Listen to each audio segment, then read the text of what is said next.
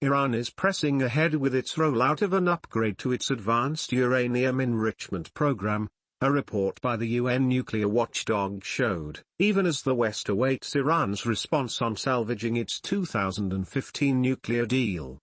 The first of three cascades, or clusters, of advanced IR-6 centrifuges recently installed at the underground fuel enrichment plant at Natanz is now enriching, the report said, the latest underground site at which the advanced machines have come on stream.